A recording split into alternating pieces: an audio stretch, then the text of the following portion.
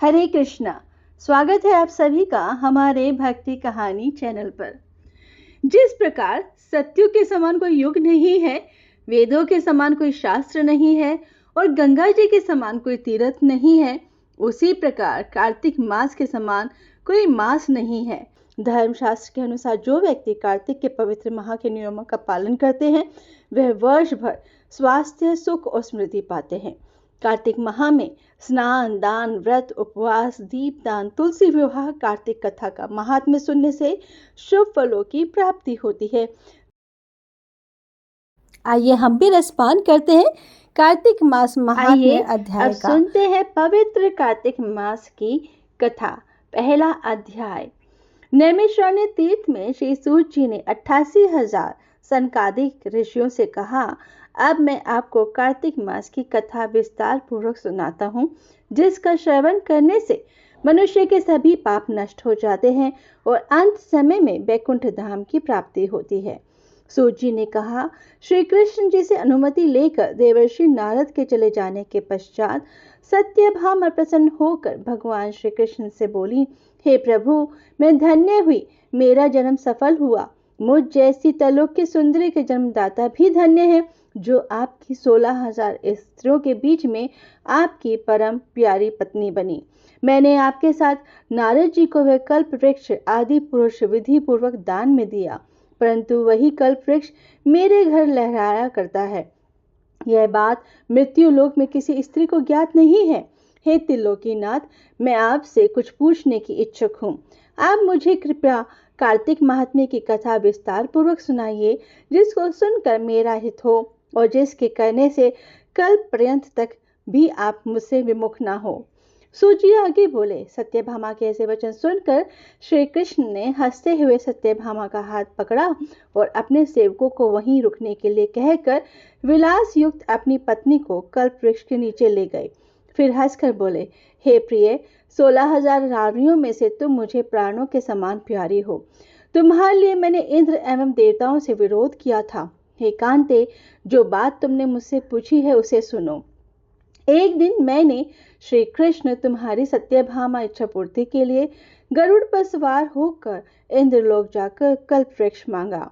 इंद्र द्वारा मना किए जाने पर इंद्र एवं गरुड़ में घोर संग्राम हुआ और गोलोक में भी गरुड़ जी की गोओं से युद्ध किया। गरुड़ की चोंच की चोट से उनके कान एवं पूंछ कट कर गिरने लगे, जिससे 3 वस्त्रें उत्पन्न हुई। कान से तंबाकू, पूंछ से गोभी और रक्त से मेहंदी बनी। इन तीनों का प्रयोग करने वाले को मोक्ष नहीं मिलता। तब गौओं ने भी क्रोधित होकर गरुड़ पर वार किया, जिससे उसके 3 पंख टूट कर गिर गए। इनके पहले पंख से नीलकंठ और दूसरे से मोर, तीसरे से चकवा चकवी उत्पन्न हुए।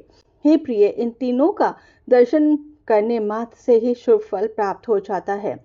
यह सुनकर सत्यभामा ने कहा, हे प्रभु, कृपया मुझे मेरे पूर्व जन्मों के विषय में बताइए कि मैंने पूर्व जन्म में कौन से दान, व्रत एवं जप नहीं किए। मेरा स्वभाव कैसा था, मेरे जन्मदाता कौन थे और मुझे मृत्यु लोक में जन्म क्यों लेना पड़ा। मैंने ऐसा कौन सा पुण्य कर्म किया था जिससे मैं आपकी अर्धांगिनी हुई। श्री कृष्ण ने कहा, हे प्रिय, अब मैं तुम्हारे द्वारा पूर्व जन्म में किए गए पुण्य कर्मों का विस्तार पूर्वक कहता हूँ, उसे सुनो। पूर्व समय में सतयुग के अंत में मायापुरी में अत्रि गोत्र में वेद वेदांत का ज्ञाता देव शर्मा नामक ब्राह्मण निवास करता था। वह प्रतिदिन अतिथियों की सेवा, हवन और सूर्य भगवान का पूजन किया करता था। वह सूर्य के समान तेजस्वी था। वृद्ध अवस्था में उसे गुणवती नामक काम कन्या की प्राप्ति हुई। उस पुत्रहीन ब्राह्मण ने अपनी कन्या का विवाह अपने ही चंद्र नामक शिष्य के साथ कर दिया। वह चंद्र को अपने पुत्र के समान मानता था और चंद्र भी उसे अपने पिता की भांति सम्मान देता था। एक दिन वे दोनों कुश व समिधा लेने के लिए जंगल में गए। जब वे हिमालय की तलहटी में भ्रमण कर रहे थे, तब उन्हें एक राक्षस आता हुआ दिखाई दिया। उस राक्षस को देखकर भय के कारण उनके अंग शिथिल हो गए और वे वहां से भागने में भी असमर्थ हो गए। तब उस काल के समान राक्षस ने उन दोनों को मार डाला। चूंकि वे धर्मात्मा थे, इसलिए मेरे पार्षद उन्हें मेरे वैकुंठ धाम में मेरे पास ले आए। उन दोनों द्वारा आजीवन सूर्य भगवान की पूजा किए जाने के कारण मैं दोनों पर अति प्रसन्न हुआ। गंगा जी, शिव जी, सूर्य व देवी, इन सब की पूजा करने वाले मनुष्य को स्वर्ग की प्राप्ति होती है। मैं एक होता हुआ भी काल और कर्मों के भेद से 5 प्रकार का होता हूँ। जैसे एक देवदत्त, पिता, भ्राता आदि नामों से पुकारा जाता है। जब वे दोनों विमान पर आरूढ़ होकर सूर्य के समान तेजस्वी, रूपवान, चंदन के मालन धारण किए हुए मेरे भवन में आए तो वे दिव्य भोगों को भोगने लगे। कार्तिक मास कथा का यह प्रथम अध्याय संपूर्ण हुआ। श्रीमन नारायण नारायण नारायण, भज मन नारायण नारायण नारायण। आइए अब सुनते हैं कार्तिक मास महात्म्य कथा का अध्याय 2। बोलो लक्ष्मी नारायण भगवान की जय। भगवान श्री कृष्ण आगे बोले, हे प्रिय, जब गुणवती को राक्षस द्वारा अपने पति एवं पिता के मारे जाने का समाचार मिला तो वह विलाप करने लगी। हा नाथ, हा पिता, मुझको त्याग कर तुम कहाँ चले गए? मैं अकेली स्त्री तुम्हारे बिना अब क्या करूंगी? अब मेरे भोजन, वस्त्र आदि की व्यवस्था कौन करेगा? घर में प्रेम पूर्वक मेरा पालन पोषण कौन करेगा? मैं कुछ भी नहीं कर सकती। मुझ विधवा की कौन रक्षा करेगा? मैं कहाँ जाऊं? मेरे पास तो अब कोई ठिकाना भी नहीं रहा।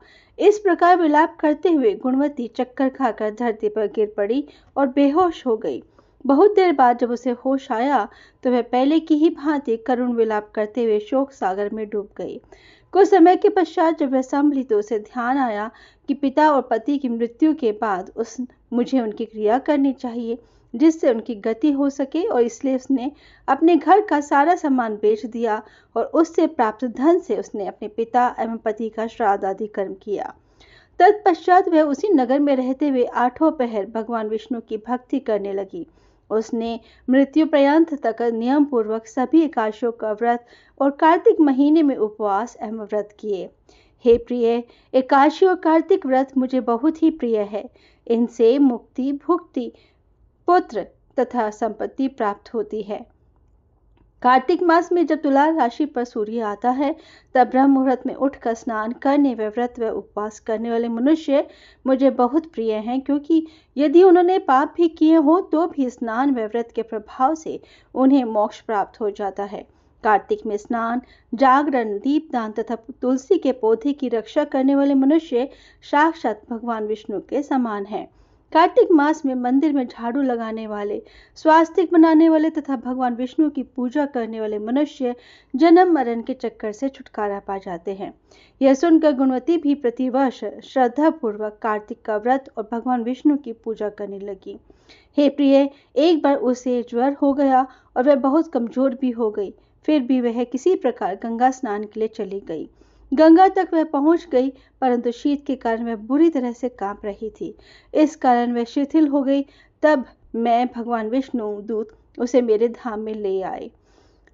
तत्पश्चात ब्रह्मा आदि देवताओं की प्रार्थना पर जब मैंने कृष्ण का अवतार लिया तो मेरे गण भी मेरे साथ इस पृथ्वी पर आए, जो इस समय यादव हैं। तुम्हारे पिता पूर्व जन्म में देव शर्मा थे तो इस समय सजत्रित हैं। पूर्व जन्म में चंद्र शर्मा जो तुम्हारा पति था वह डाकू है, और हे देवी, तू ही वह गुणवती है। कार्तिक व्रत के प्रभाव के कारण ही तू मेरी अर्धांगिनी हुई है। पूर्व जन्म में तुमने मेरे मंदिर के द्वार पर तुलसी का पौधा लगाया था। इस समय वह तेरे महलों के आंगन में कल्प वृक्ष के रूप में विद्यमान है। उस जन्म में जो तुमने दीपदान किया था उसी कारण तुम्हारी देह इतनी सुंदर है और तुम्हारे घर में साक्षात लक्ष्मी का वास है। चूंकि तुमने पूर्व जन्म में अपने सभी व्रतों का फल पति स्वरूप विष्णु को अर्पित किया था, उसी के प्रभाव से इस जन्म में तुम मेरी प्रिय पत्नी हुई हो। पूर्व जन्म में तुमने नियम पूर्वक जो कार्तिक मास का व्रत किया था उसी के कारण मेरा और तुम्हारा कभी भी योग नहीं होगा। इस प्रकार कार्तिक मास में व्रत आदि करने वाले मनुष्य मुझे तुम्हारे समान प्रिय हैं। दूसरे जप, तप, यज्ञ, दान आदि करने से प्राप्त फल कार्तिक मास में किए गए व्रत के फल से बहुत थोड़ा होता है, अर्थात कार्तिक मास के व्रतों का 16वां भाग भी नहीं होता। इस प्रकार सत्यभामा भगवान श्री कृष्ण के मुख से अपने पूर्व जन्म के पुण्य का प्रभाव सुनकर बहुत प्रसन्न हुई। कार्तिक मास महात्म्य कथा अध्याय 2 यह संपूर्ण हुआ। श्रीमन नारायण नारायण नारायण, भजमन नारायण नारायण नारायण। आइए अब सुनते हैं कार्तिक मास महात्म्य कथा अध्याय 3। बोलो सत्यनारायण भगवान की जय। सत्यभामा ने कहा, हे प्रभु, आप तो सभी काल में व्यापक हैं और सभी काल आपके आगे एक समान है। फिर यह कार्तिक मास ही सभी मासों में श्रेष्ठ क्यों है? आप सभी तिथियों में एकादशी और सभी मासों में कार्तिक मास को ही अपना प्रिय क्यों कहते हैं? इसका कारण बताइए। भगवान श्री कृष्ण ने कहा, हे भामिनी, तुमने बहुत अच्छा प्रश्न किया है। मैं तुम्हें इसका उत्तर देता हूँ, ध्यान पूर्वक सुनो। इसी प्रकार एक बार महाराज बेन के पुत्र राजा पृथु ने प्रश्न के उत्तर में देवर्षि नारद से प्रश्न किया था और जिसका उत्तर देते हुए नारद जी ने उसे कार्तिक मास की महिमा बताते हुए कहा, हे राजन, एक समय शंख नाम का एक राक्षस बहुत बलवान एवं अत्याचारी हो गया था। उसके अत्याचारों से तीनों लोकों में त्राही त्राही मच गई। उस शंखासुर ने स्वर्ग में निवास करने वाले देवताओं पर विजय प्राप्त कर इंद्रादि देवताओं एवं लोकपालों के अधिकारों को छीन लिया। उससे भयभीत होकर समस्त देवता अपने परिवार के सदस्यों के साथ सुमेरु पर्वत की गुफाओं में बहुत दिनों तक छिपे रहे। तत्पश्चात वे निश्चिंत होकर सुमेरु पर्वत की गुफाओं में ही रहने लगे। उधर जब शंखासुर को इस बात का पता चला कि देवता आनंद पूर्वक सुमेरु पर्वत की गुफाओं में निवास कर रहे हैं, तो उसने सोचा कि ऐसी कोई दिव्य शक्ति अवश्य है जिसके प्रभाव से अधिकारहीन यह देवता अभी भी बलवान है। सोचते सोचते वह इस निर्णय पर पहुंचा कि वेद मंत्रों के बल के कारण ही देवता बलवान हो रहे हैं। यदि इनसे वेद छीन लिए जाएं तो वे बलहीन हो जाएंगे। ऐसा विचार कर शंखासुर ब्रह्मा जी के सत्यलोक से शीघ्र ही वेदों को हर लाया। उसके द्वारा हर लिए जाते हुए भय से उसके चुंगल से निकल भागे और जल में समा गए। शंखासुर ने वेद मंत्रों तथा बीज मंत्रों को ढूंढते हुए सागर में प्रवेश किया, परंतु ना तो उसको वेद मंत्र मिले और ना ही बीज मंत्र मिले। जब शंखासुर सागर से निराश होकर वापस लौटा तो उस समय ब्रह्मा जी पूजा की सामग्री लेकर सभी देवताओं के साथ भगवान विष्णु की शरण में पहुंचे और भगवान को गहरी निद्रा से जगाने के लिए गाने बजाने लगे और धूप गंध आदि से बारंबार उनका पूजन करने लगे। धूप दीप नैवेद्य आदि अर्पित किए जाने पर भगवान की निद्रा टूटी और वह देवताओं सहित ब्रह्मा जी को अपना पूजन करते हुए देखकर बहुत प्रसन्न हुए तथा कहने लगे, मैं आप लोगों के इस कीर्तन एवं मंगलाचरण से बहुत प्रसन्न हूँ। आप अपना अभिष्ट वरदान मांगिए, मैं अवश्य प्रदान करूँगा।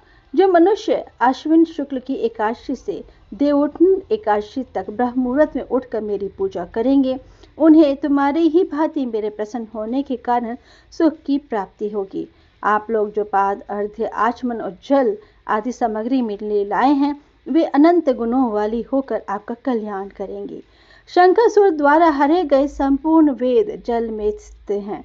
मैं सागर पुत्र शंखासुर का वध करके उन वेदों को अभी लाए देता हूँ। आज से मंत्र बीज और वेदों सहित मैं प्रतिवर्ष कार्तिक मास में जल में विश्राम किया करूँगा। अब मैं मत्स्य का रूप धारण करके जल में जाता हूँ। तुम सब देवता भी मुनीश्वरों सहित मेरे साथ जल में आओ। इस कार्तिक मास में जो श्रेष्ठ मनुष्य प्रातः काल स्नान करते हैं, वे सब यज्ञ के अवभृत स्नान द्वारा भली भांति नहा लेते हैं। हे देवेंद्र, कार्तिक मास में व्रत करने वालों को सब प्रकार से धन, पुत्र, पुत्री आदि देते रहना और उनकी सभी आपत्तियों से रक्षा करना। हे धनपति कुबेर, मेरी आज्ञा के अनुसार तुम उनके धन धान्य की वृद्धि करते रहना, क्योंकि इस प्रकार का आचरण करने वाला मनुष्य मेरा रूप धारण करके जीवन मुक्त हो जाता है। जो मनुष्य जन्म से लेकर मृत्यु पर्यंत विधि पूर्वक इस उत्तम व्रत को करता है, वह आप लोगों का भी पूजनीय है।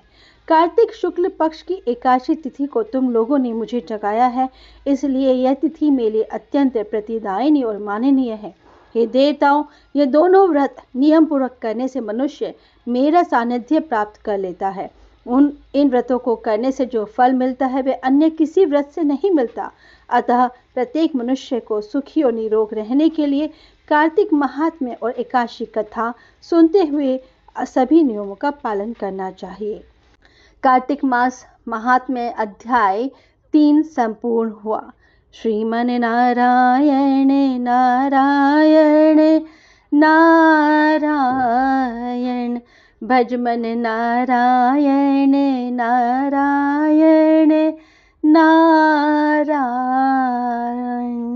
बोलो लक्ष्मी नारायण भगवान की। आपको हमारे इस चैनल पर तुलसी मैया की आरती और हर रोज एक विष्णु भगवान की, कृष्ण भगवान की कहानी सुनने को मिलेगी। अगर आपको ये वीडियो पसंद आई है तो प्लीज़ आप इसे लाइक और शेयर अवश्य कीजिएगा, और ऐसी ही भक्तिपूर्ण कथाओं को सुनने के लिए हमारे चैनल को सब्सक्राइब करना ना भूलें। जय श्री राधे राधे।